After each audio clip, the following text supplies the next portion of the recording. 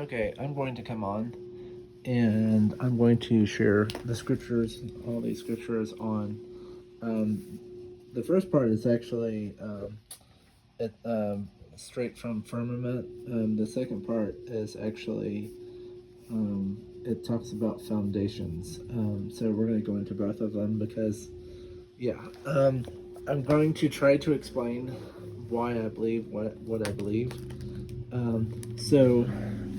And clearly point to scriptures that um, say different things because you've been utterly lied to. We do not live on a spinning ball.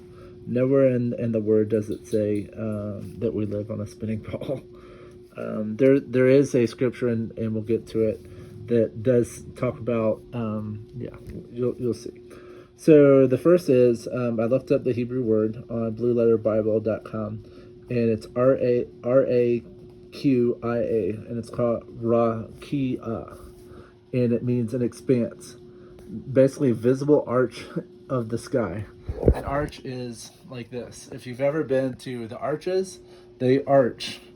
And think of it this way. I mean, or it also says extended surface, a solid extended surface, and it's solid. Um, so, um, so think of like when you see a rainbow. Why do you think it has a curved shape? I don't know if you've ever seen the light going through like a prism where it goes through and then it has all the colors coming out of it. Um, but basically, you can see how it's a dome shape, and then if you have two rainbows, you see the rainbow, and then you see the colors flipped in like the reflection of the rainbow. And so, why? I mean, the only way that you can have a rounded whatever is to have a dome over our head. If you've ever watched, and if you think that rockets are going straight up, then why is it always they go like this? They go up and over. So yeah. So I didn't write it out, but Psalm 151 has talks about firmament. Genesis 1:6. Yah said, "Let there be a firmament in the midst of of the waters, and let it divide waters from the waters." Job, while I'm getting, so so this is the firmament. You can see right here. You can see the sun is inside of the dome. You can see the moon, and what happens is they so this is the other picture. So this is the flat Earth map. This was actually in books until the 1950s. But what happens is the sun in the wintertime goes goes out here and it goes around. Um, and so it goes around, and same with the moon. And so you can see it's still rotating, but it's closer. And if you've ever taken a flashlight, think of it this way. If you have a flashlight like here, if you've ever, and you can do this at home, so take a ball and go way out from it. And when you have it way up here and the earth is right there, you can then then the light is pinpointed. However, if you're closer, what happens is the rays spread out. If you've ever watched out there, you'll see that the rays are not all straight down. You can see when the rays come through clouds, you'll see them going all different ways, and that can only happen if it looks like this. So this is what it's what I believe that the Earth is made out of, and it talks about corners in Revelation, and I'll show you that verse as well. But also, you can look at Flight Tracker, and some of the flights. If you look at the so-called map that we have, the flights just don't make sense. Like they go through certain places, and so you can look at that and check it out for yourself. I'm just here trying to show you that what you've been told is, and that picture is straight out of that flat Earth with the continents and everything is straight out of one of it's called the Gleason map. So yeah. Ezekiel 1:22, the likeness of the firmament upon the heads of the living creatures was the color of the terrible crystal stretched forth over the heads above. So this is when Ezekiel saw angels and stuff, and it talked about how the firmament was shining above them, and it was reflecting off of them, and it was terrible crystal. So if you've ever seen crystal, like glass is almost the color of crystal. I don't have a crystal on hand, but crystal is, if and with no impurities, is crystal clear, hence crystal clear. um, so Genesis 1:14, let there be lights in the firmament above the heaven to divide the day from the night, and let them be for signs and for seasons, for days and for years. The moon, it's about a 28 to 29 day cycle. Every seven days, it goes from a new moon, so there's like no light on the moon, to 7 days later, it's the half a moon. So I can't form the other part.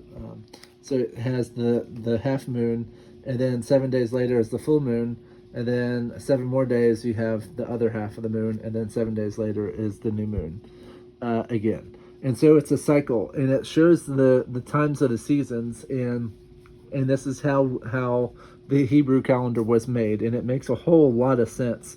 Then we have the Gregorian calendar, and it's like, how in the world did you come up with this absurd monster? And it was by Pope Gregory. He was a pope, and he's the one that officiated this so-called calendar that makes absolutely no sense. Well, I mean, I guess it makes modern sense. It's like, oh, well, we follow it. It's like, well, why? Why do we follow it? Genesis 1:14, let there be lights in the firmament above, and okay, I already said that.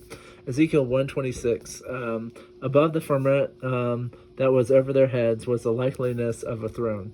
So that picture that I showed you with the dome, the throne of heaven is right above Polaris, and I've heard a rumor that Polaris is actually like the little pinpoint coming out of heaven, and it always it doesn't move. It always points north. But you'll see pictures, and you'll see that the stars are rotating, which is true. I mean, Enoch and all the others show that they're lamps in the sky, lights, and I'll have verses here that also will explain it as well. Psalm 19:1, the heavens declare the glory of Yahweh, and the firmament showeth his handiwork. Daniel 12:3, the brightness talks about the brightness of the firmament. Genesis 1:16, Yah made two great lights, the greater to rule the day and the lesser light to rule the night. He made the stars also. Genesis 1:20, let the waters bring forth abundantly the moving creature that hath life, and fowl that may fly above the earth, and the open firmament of heaven. So he is the one that brought forth all the animals. They didn't just magically appear. According to evolution and all this other hogwash, which would be completely, utterly destroyed if you knew that they were giants on the earth, which there were, that were 50 to over 50 feet tall. But yeah, so it would absolutely crush their narrative. There were giants. They can prove it. You can look at the Amalekites. You can look at the Canaanites, and it says that they were a giant stature. These people were huge. They were eating and cannibalizing each other. So yeah, they were really big. And this completely destroys our so-called, that we came from a gelatinous whatever that just somehow came together, which is absolutely absurd. Things don't go from a simple thing to a complex thing. There's no way that we have, we have never been able to prove it. They've been trying to prove this for so long, and they have never been able to prove it. If that were the case, if they were able to prove it, then they would have a foot to stand on, but they don't have any feet to stand on. 2 Samuel 22:8. Then the earth shook and trembled, and the foundations of the earth moved and shook, because he was wroth. He was angry. He was pissed off. So this is in 2 Samuel, and when the earth shakes, and I saw this, and I saw the foundations. God showed me the corner piece, and it looked like a column. So pretend like this is a column, and then you would have the rock overhead, and it was like an underground chamber. It was kind of weird, but I saw the pillar, and then I saw rocks and stuff falling from the pillar as it was shaking. So that was and yeah, 2 Samuel 22:16, and the channels of the sea appeared, and foundations of the world were discovered. Um, so this is a time when there was an event happen, and um, they saw the foundations. Job 38:4. Where wast thou when I laid the foundations of the earth? So, in other words, no one was on the earth. This was Job and God questioning each other about God was going. He talks about the Leviathan and the Behemoth and all the different things. It's like he talks about Pleiades and Orion and all these others. He's like, okay, where were you when I created all this? Where were you when I created the stars? Where were you when I created this, that, and the other? So yeah, we were not alive. God made this place for us. Job 38:6. Whereupon are the foundations thereof fastened. Do you know of fastening on a ball? There is no fastening. The only way that, and it's like you fasten like a tent, is and actually that tent scripture is also, but was it Rob Skiba was someone, and he showed a picture of a tent, and usually you have the four corners of the tent, but someone gave him a picture of a tent, and think of it like as if you've ever seen like a circus tent where it's a rounded tent. I mean that's the tent of old, and it kind of threw him for a loop. He's one that goes through a lot of the flat Earth stuff and does a very good job of it. So Psalm 18:7, foundations also of the hills were moved and were shaken. Psalm 82:5 also talks about this. Psalm 104:5, who laid the foundations of the earth that it should not be removed. Proverbs 8:29, when he gave to the sea his decree that the waters should not pass his commandment, when he appointed the foundations of the earth. So he made land, and he told water. He appointed water to be in certain places. So he's the one that governs the water, and it's like, okay, you can only come this far, and I mean, there are rules governing our entire world with regards to how everything moves, and if they get out of balance, God puts them back in in line. Isaiah 24:18 also talks about firmament. Isaiah 51:13, Isaiah 51:16, Jeremiah 31:37. If the heavens above can be measured, in the foundations of the earth searched out beneath. So you can't really measure. Well, I mean you can, but yes, there. This place can be measured. It also talked, and I can't remember what verse. Oh, it's 60. Was it Isaiah 66:1, where it says that the heavens are one thing, and then the earth is his footstool. So Ezekiel 41:8 is another verse. And then I also went into foundations because firmament is very close to foundations, and I found it was called, said Mosada, and that was the Hebrew word for foundations. So Psalm 8:3, consider your heavens, the work of your fingers, the moon and the stars which you have set in place. Isaiah 40:26, lift up your eyes. He asks, who created these? He who brings out the host by number, calling them all by name. So he calls them out every night and puts them in place and has them go to certain places. And Enoch actually talks about how the sun and the moon have sun has 7 times the power of the moon, and it basically goes into fires and goes into a portal, and there's quite a few portals for the sun and the moon, and they get, and it's kind of interesting. I think they were pulled along by a chariot, But yeah, they go into these different portals and heat up again, and the fires in order to come out again every single day. Job 26:7 also talks about this. Nehemiah 9:6, Ecclesiastes 3:1, and Colossians 1:16. So, sorry. Isaiah 45:12, Job 26:17. These are all talk about firmament. So Job 22:14. So Jeremiah 10:13. He makes the clouds rise from the ends of the earth. He sends lightning and the rain and brings out the wind from his storehouses. So that's and Enoch also talks about the storehouses. So here it is where Jeremiah is referencing this.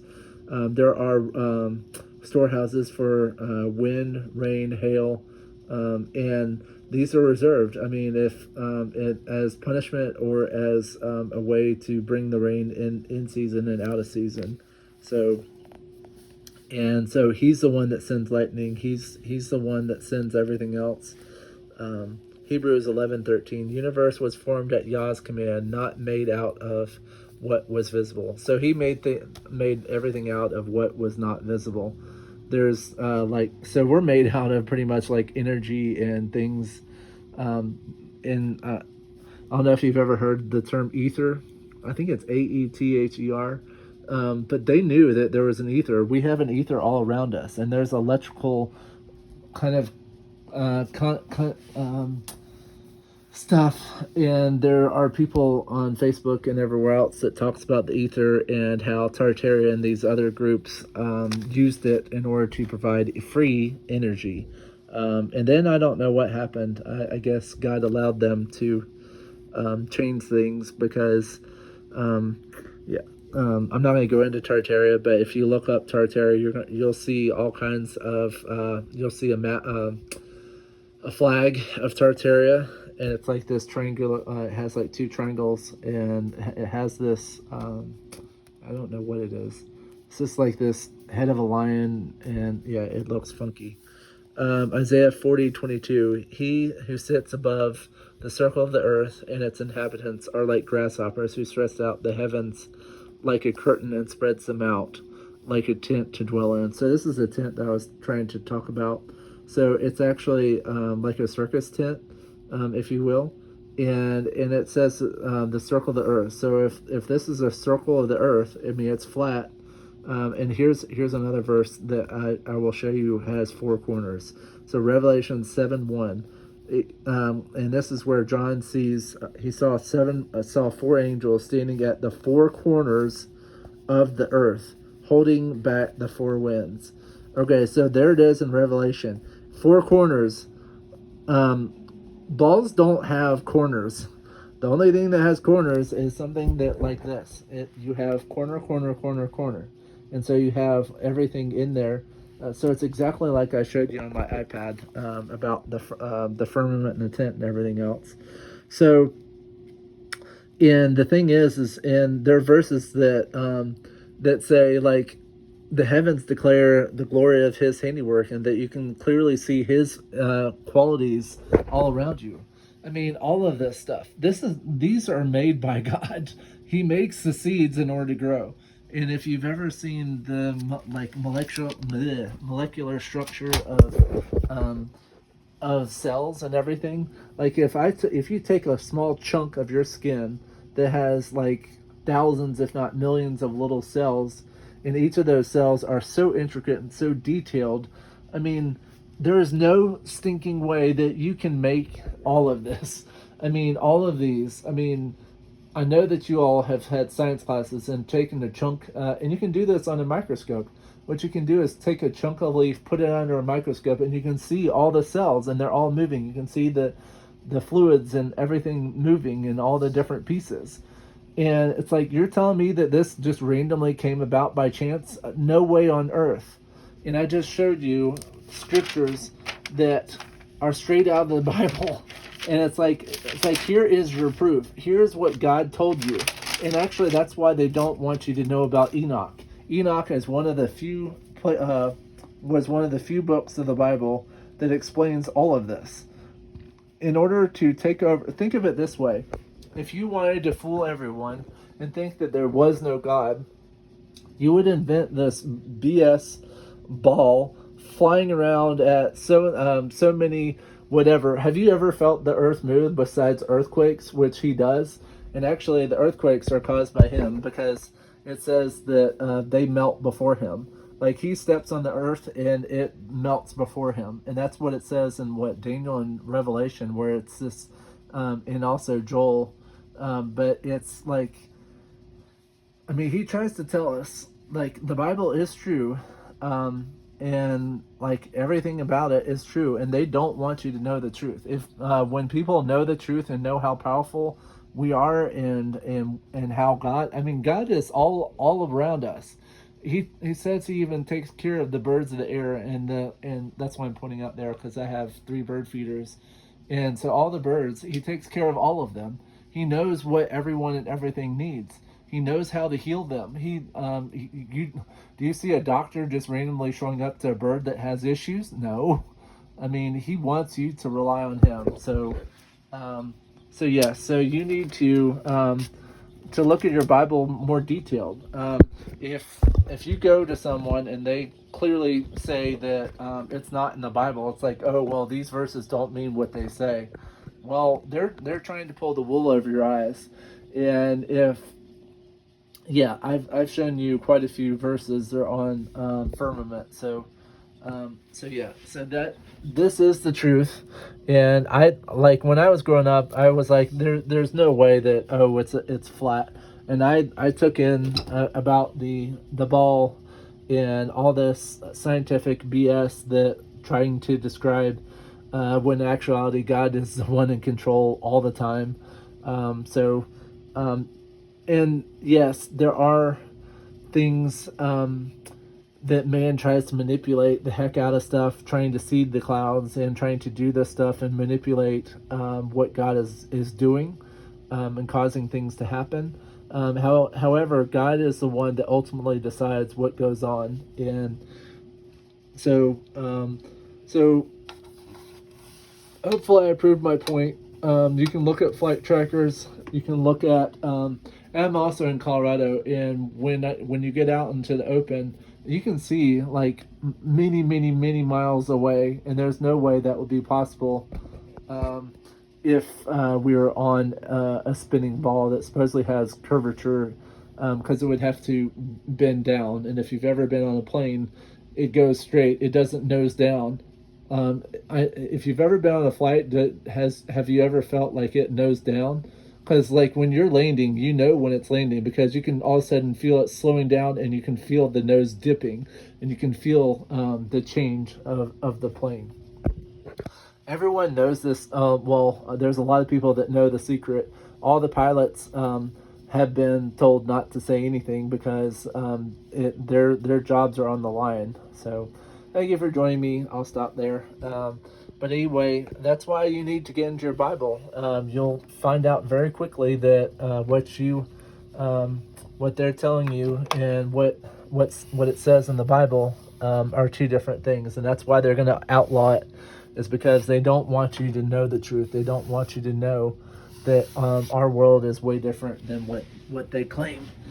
Because many people are like, oh well, where is your supposed God? It's like, well, if I can show you that it's not what they claim, and that there's no other way to explain what goes on in our world besides, hey, it's a flat plane. So yeah, thank you for joining me. God bless you all.